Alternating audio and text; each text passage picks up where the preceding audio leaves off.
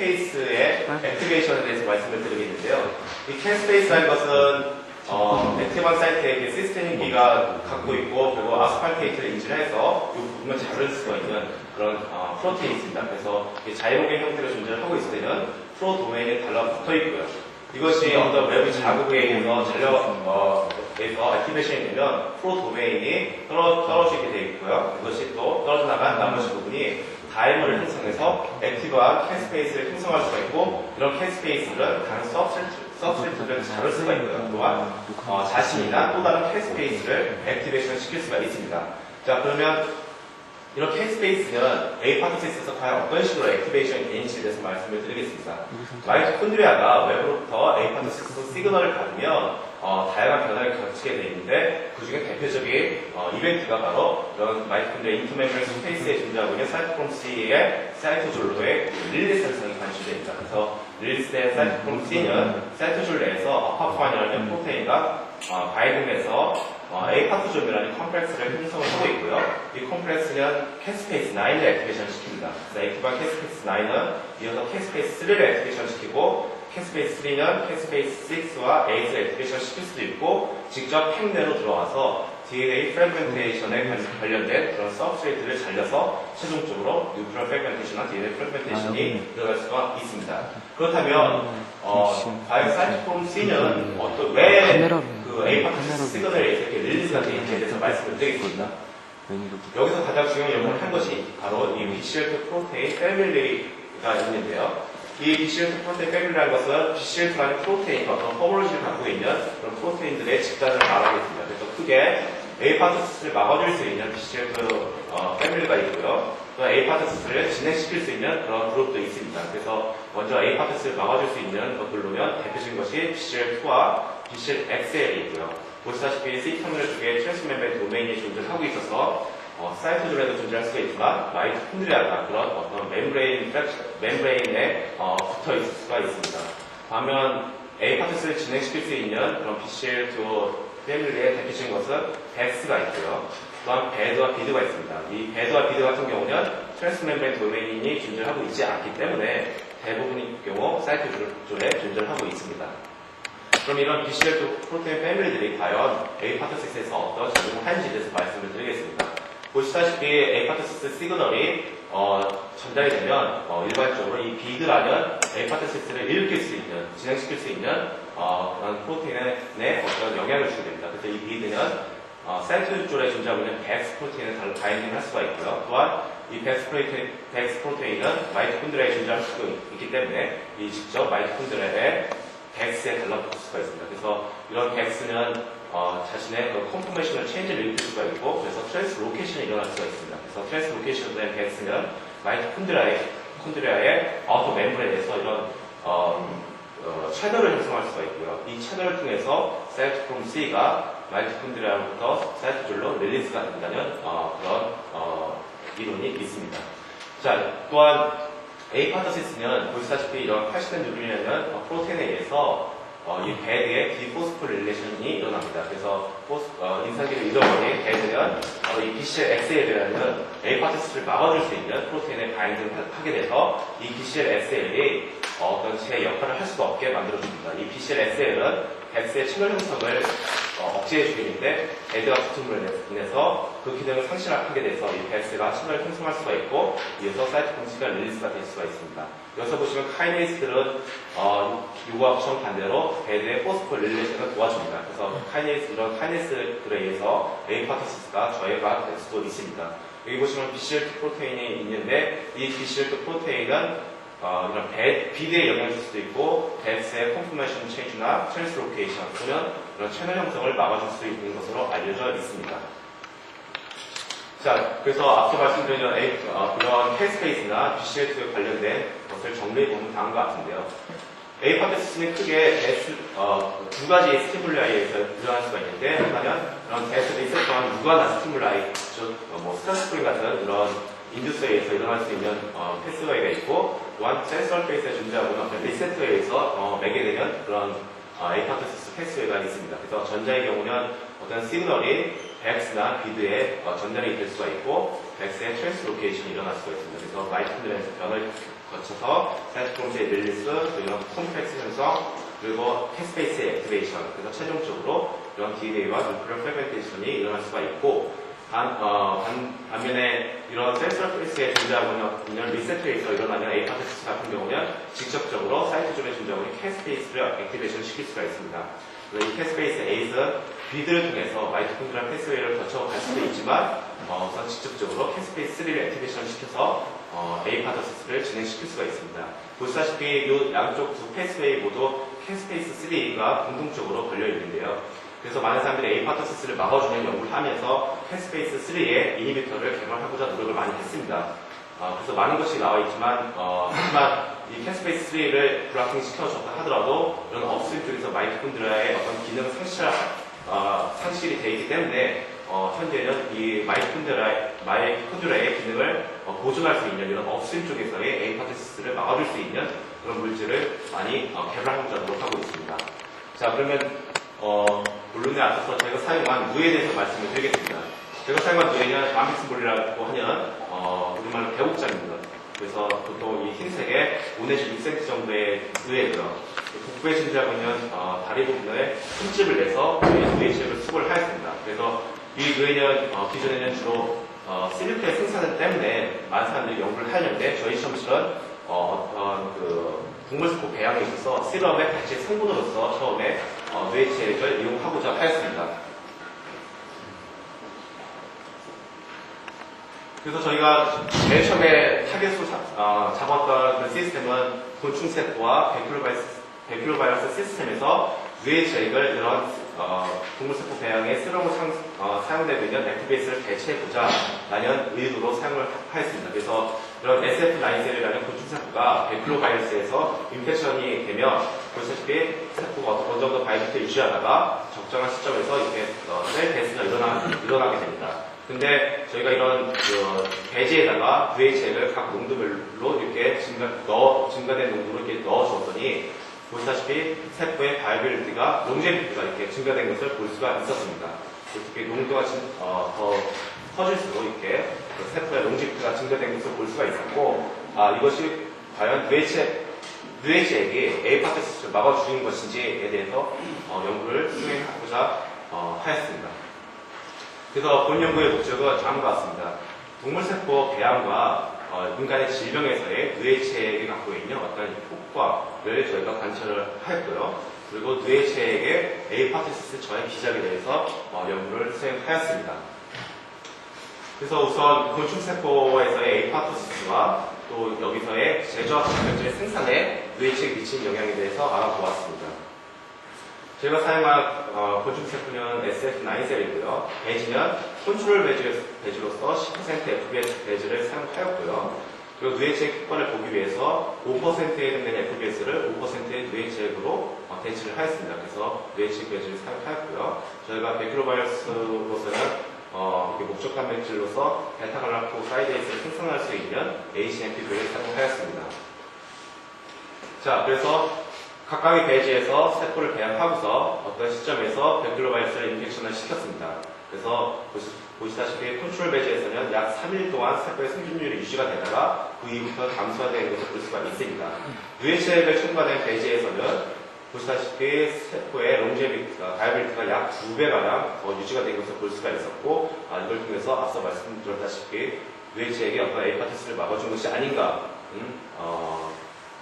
생각을 하였습니다. 그래서 이게 과연 에이파토시스를 막아주는 것인가 하는 것을 알아보기 위해서 터널 어세이를 수행하였습니다. 이 터널 어세이라는 것은 에이파토시스의 특징이라는 것은 DNA 프래그멘테이션과 에이파토틱 바디 형성이라고 말씀을 드렸는데요.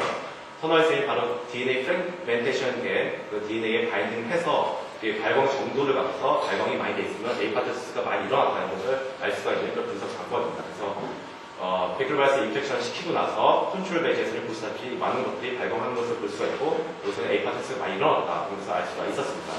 반면에 누에치액을 인펙션 중에 첨가를 하였을 경우는 컨트롤에 비해서 상당히 많은 부분 에이파토시스가 저해된 것을 볼 수가 있었고 이걸 통해서 누에치액의 에이파토시스를 막아주고 있구나 이것을 알 수가 있었습니다.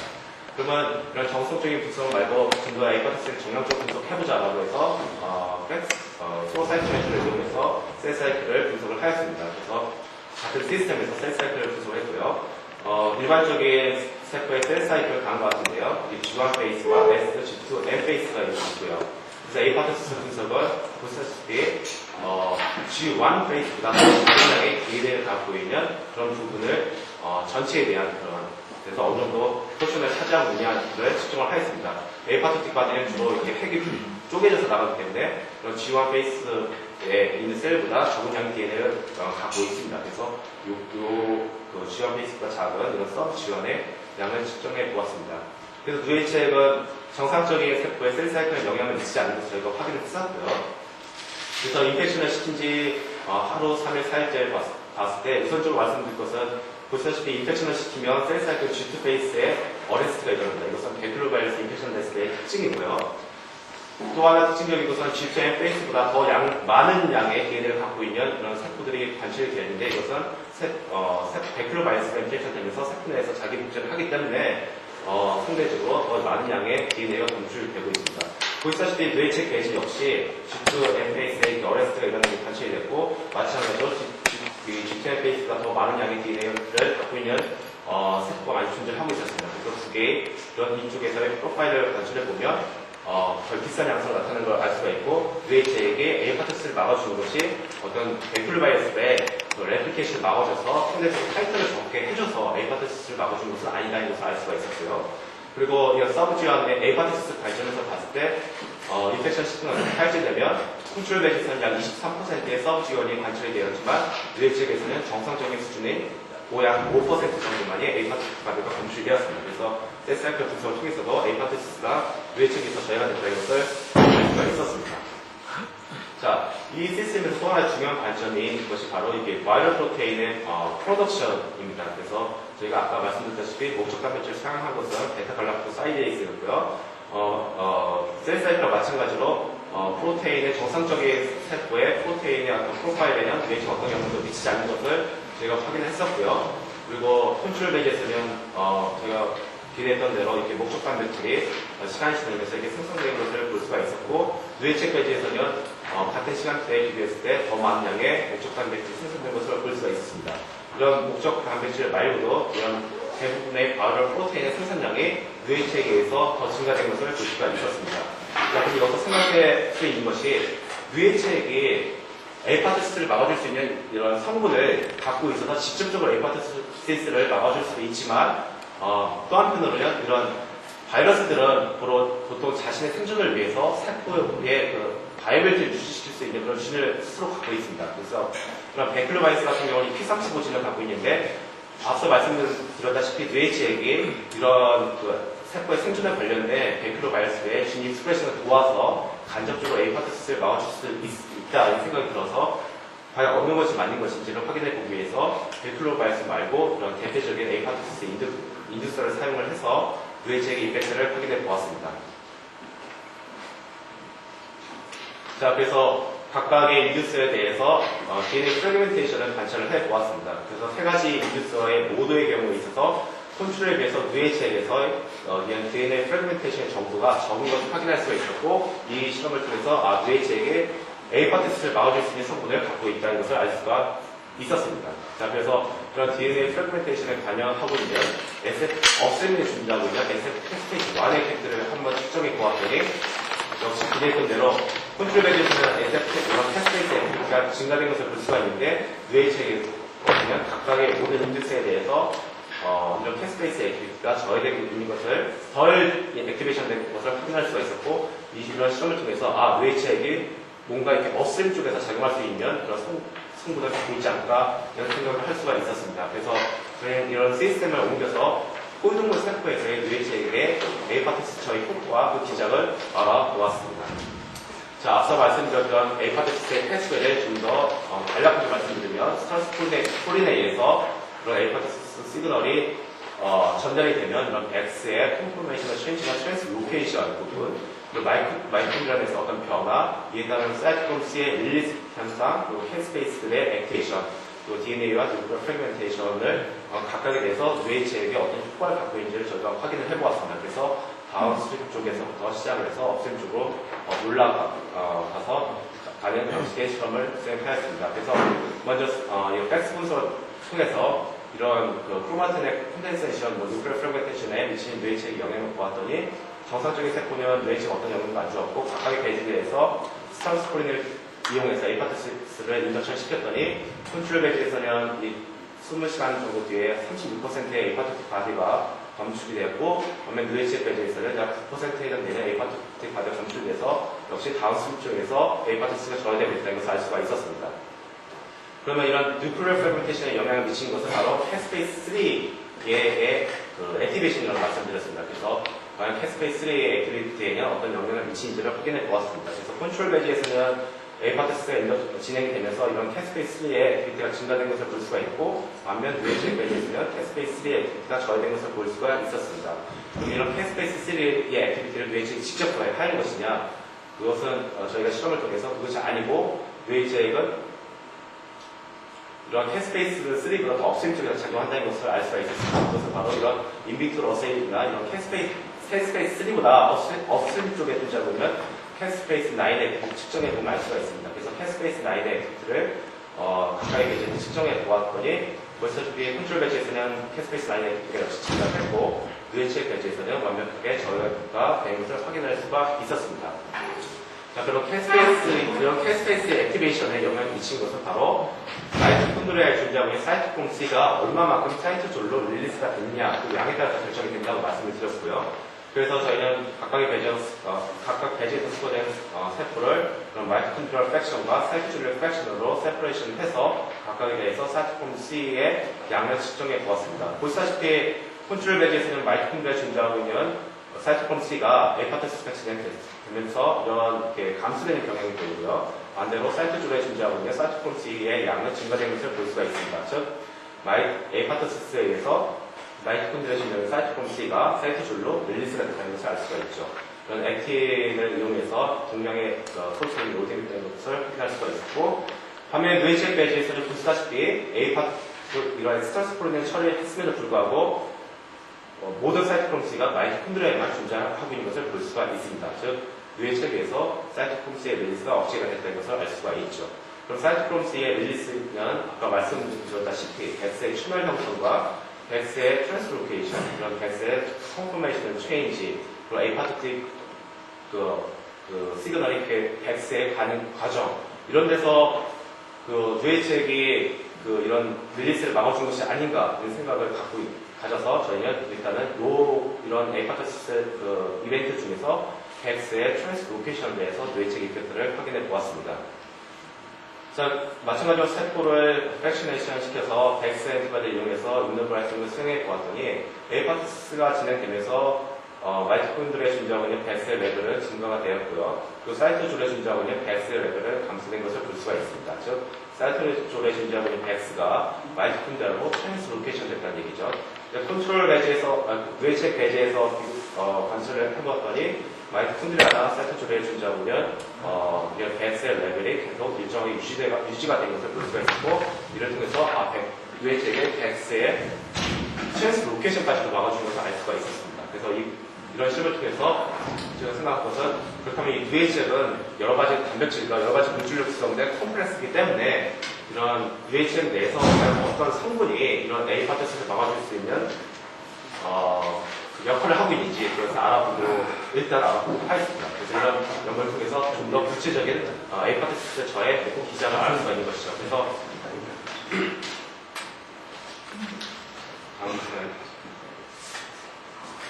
그래서 저희는 뇌체액을 젤 필트레이션과 스테이지를 통해서 각각 여러 가지 프랙션으로 분류를 하였고요. 그 과정에서 세포의 바이빌리티에 미치는 영향을 알아보았더니 F2-2라는 프랙션이 뇌체액 원액과 비슷한 정도의 에이파토시스 저희 효과를 보았습니다.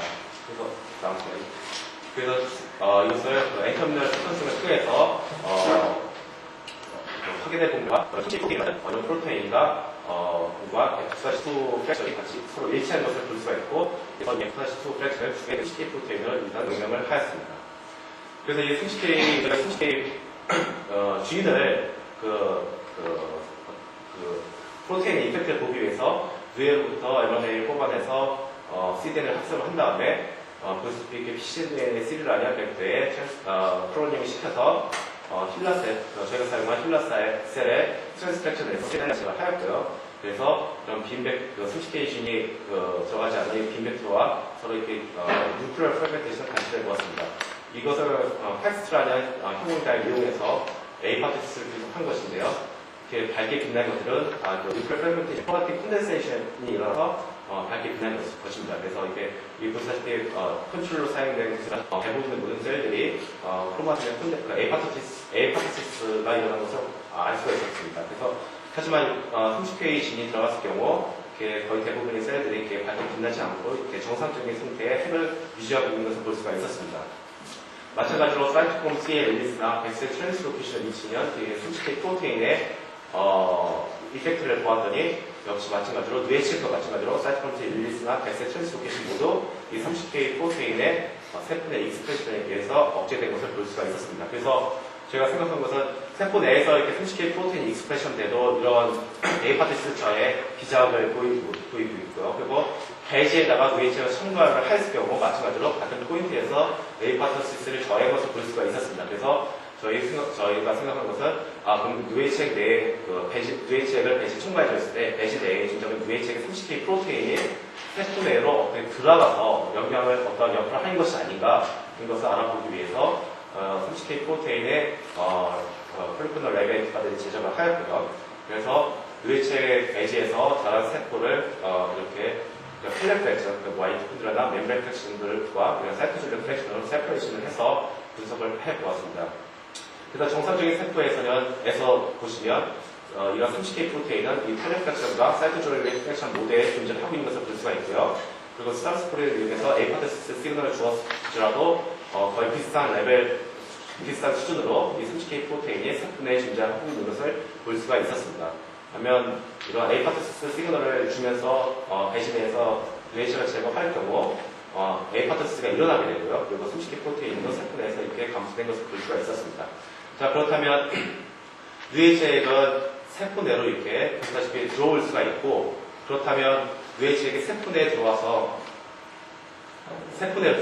백세 트랜스로케이션이 저희가 됐기 때문에 VH액이 세포 내에서 어떤 백스와 같은 이런 어떤 단백질과 바인딩을 해서 에이파테시스를 막아주는 것이 아닌가 그런 것을 그래서 그런 것을 알아보기 위해서 임무프리시테이션을 실행해 보았습니다. 그래서 VH액에서 자란 세포에서 셀라이트를 얻어서 만약에 30K 프로테인이 어떤 저희가 아직 알고 있지 못한 그런 단백질과 바인딩을 하고 있다면 이 32호 컴플렉스를 30K 엔티바디를 이용해서 커플링을 시키고요. 그래서 이런 프로테인 A, 세프라메스 B를 통해서 이런 컴플렉스 형성을 해서 이것들을 나머지와 이렇게 분리해서 여기에 디소시에이션을 시키고요. 그래서 이게 각각의 엔티바디를 이용해서 임무블라팅을 수행해 보았습니다.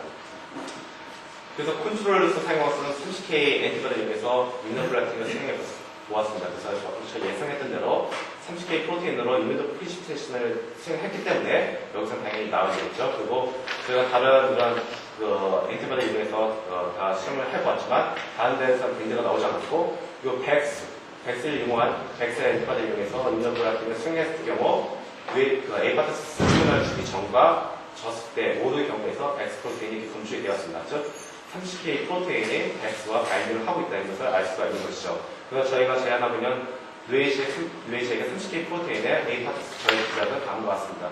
30K 프로테인이 이런 세포 밖에 배지 내에서 세포 내로 이렇게 저희가 생각하고 있는 것은 엔도사이토시스에 의해서 들어오는 것이 아닌가 이렇게 생각하고 있는데요.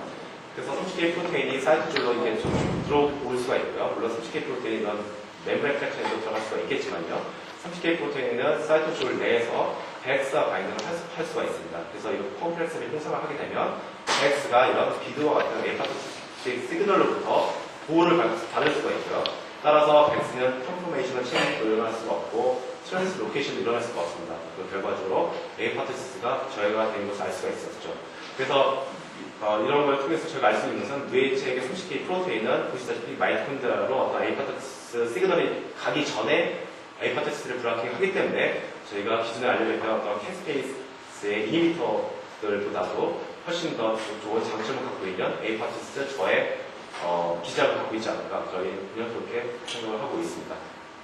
자, 그렇다면 저희 연구실에서 뇌체를 그럼 과연 어떤 식으로 응용을 할 수 있을까? 그래서 저희는 제조학 감정의 생산이나 여러 가지를 해서 뇌체를 적용하고자 지금 연구를 수행하고 있고요.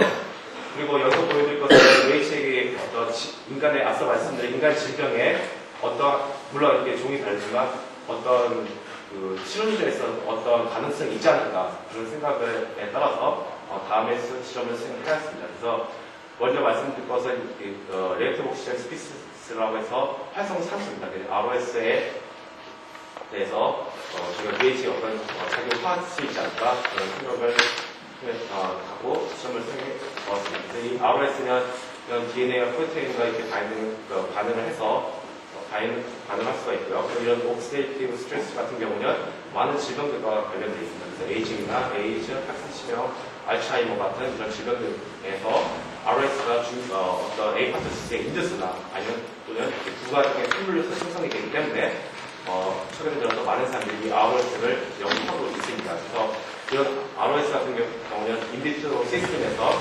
UV나 어떤 항물질을 이용해서 유발시킬 수가 있습니다. 그래서 저희는 일단은 앞서 말씀드렸던 이 스산스푼을 통해서 에이파토시스를 인덕션 시키고요. 그 과정 중에 부가적으로 말하기가 옳은말인지 아직 확실치는 않지만 그 과정 중에 생기는 ROS의 제너레이션에 미치는 뇌체에 영향을 알아보았습니다. 저희가 ROS를 측정하기 위해서 사용하는 것은 DCFH라는 형광다이고요. 이것은 이런 ROS의 양에 따라서 이렇게 세포넷을 발광을 할 수가 있습니다. 컨트롤 배지에서는 보시다시피 대부분의 셀들이 발광을 하고 있는 것을 볼 수가 있고 이걸 통해서 이 스트란스포린을 처리하면서 ROS가 세포넷에서 많이 발생을 하였구나 이것을 알 수가 있었고 반면 뇌체 배지에서는 거의 대부분의 셀들이 ROS를 생성하지 않고 있는 것을 알 수가 있었습니다.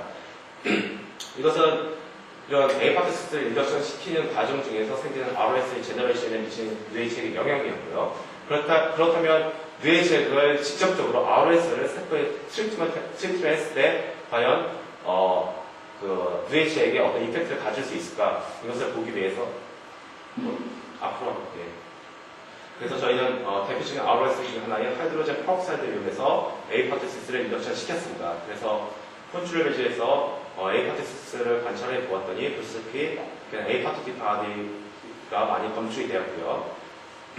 하지만 뇌체 배지에서는 보시다시피 에이파토시스가 일어나지 않았습니다. 즉, 이런 하이드로젠 페록사이드와 같은 ROS에서 일어나는 에이파토시스를 뇌체에게 블락하고 있는 것을 알 수가 있는 것이죠. 그래서 좀 더 업스트림 쪽에 저희 이벤트를 관찰해 보았더니 보았습니다. 그래서 사이토크롬스의 릴리스를 보았더니 컨트롤 배지에서는 ROS를 처리를 하였을 경우 이렇게 사이토크롬스가 마이토콘드리아 프락션에서 사이토졸로 릴리스가 된 것을 볼 수가 있고 반면 뇌체 배지에서는 사이토크롬스의 릴리스가 일어나지 않는 것을 볼 수가 있었고 이걸 통해서 뇌체에게 그런 ROS의 발생이나 그런 ROS에서 유발되는 에이파토시스를 막아줄 수 있는 것을 저희가 알 수가 있었습니다. 자, 그리고 또 하나의 저희가 생각하고 있는 질병 중에 하나가 바로 이 파킨슨 질병입니다. 그래서 이 파킨슨 질병 같은 경우는 이런 흑질에서의 도파민의 뉴런의 로스 때문에 생기는 질병이고요. 그래서 도파민의 부족 때문에 이런 손발 떨림이나 그런 현상이 나타나고 있고 대표적인 건축선 중에 알리 역시도 이런 파킨슨 질병에 의해서 걸려서 지금 고생을 하고 있다고 이렇게 알려져 있습니다.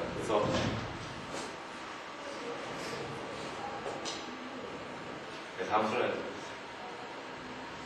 그래서 저희가 이 뇌체액을 이 파킨슨 질병에 직접적으로 어떤 인비보 시스템에 저희가 할 수는 없고 연구를 수행한 지 얼마 되지 않기 때문에 저희가 이런 뇌체액 효과를 보기 위해서는 인비트로 모델을 구현을 했습니다. 그래서 파킨슨 질병 연구에 있어서 대표적인 인비트로 모델이 시스테르 셀 라인에 6-OHTA라는 하이드록시프람을 이용해서 에이파토시스를 인덕션 시켰습니다. 그래서 그 과정에서 뇌체의 이펙트를 보았습니다.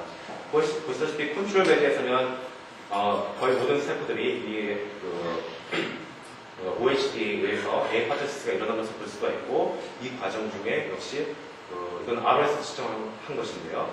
보시다시피 ROS를 많이 생성하고 있는 것을 볼 수가 있습니다. 이 ROS는 파킨슨식 병에서 하나의 원인으로서 이렇게 알려져 있고요. 반면 뇌체 배제에서는 보시다시피 이 시약을 처리했음에도 불구하고 핵이 정상적인 형태로 많이 존재하고 있는 것을 볼 수가 있고 ROS 역시 생성된 것이 더 많이 브라킹된 것을 볼 수가 있고 이 실험을 통해서 아직 기초적인 수준이지만 뇌체의 30개 프로테인이라고 저희는 생각을 하고 있고요. 그리고 다른 프로테인일 수도 있지만 뇌체의 이런 파킨슨병 같은 이런 질병에서 어떤 일어나는 에이파토시스를 역시 또 막아줄 수 있는 것을 알 수가 있었습니다. 그래서 결론입니다. 이 뇌체액은 이런 곤충세포와 꿀동물 세포에서 일어나는 에이파토시스를 막아줄 수 있는 것을 알 수가 있었고 뇌체액은 자체적으로 에이파토시스를 막아줄 수 있는 성분을 갖고 있는 것을 알 수가 있었습니다. 그리고 뇌체액은 이런 캐스페이스의 액티베이션에 어떤 직접적인 리미터로 작용하는 것은 아니고 이렇게 사이토콤스의 릴리스나 베셀 트랜스로케이션 같은 업스트림 쪽에서 에이파토시스를 브라킹하는 것을 알 수가 있었습니다. 또한 30K 프로테인은 세포 내로 페네트레이션 돼서 백성 콤플렉스를 형성하는 것을 알 수가 있었고 그래서 저희는 30K 프로테인과 백색 콤플렉스가 이런 백스의 어떤 구조적인 변화와 트랜스로케이션을 막아줘서 에이파토시스를 마이토콘드리아 레벨 전에서 막아주고 있다는 것을 알 수가 있었습니다. 그리고 뇌체액은 이런 ROS의 제너레이션이나 이런 직접적인 옥시데이티브 스트레스에 의해서 이런 에이파토시스를 막아주는 것을 알 수가 있었고 그리고 파킨슨 병의 인비트로 모델에서도 역시 그 효과를 볼 수가 있었습니다. 그래서 이런 뇌체의 응용은 뭐 여러 가지 있겠지만 여기서는 알츠하이머나 이런 파킨슨 병에 많은 연구가 또 동반이 되어야 되겠지만 어떤 시도제나 예방되면서 어떤 연구의 가치가 있지 않나 그런 생각을 저희가 결론을 얻을 수가 있습니다. 그래서 저희 연구에 본신 저희 지도교수님 박재윤 교수님과 그리고 김은정 씨 외에 많은 분들이 저희 연구에 많은 도움을 주셨습니다. 감사합니다.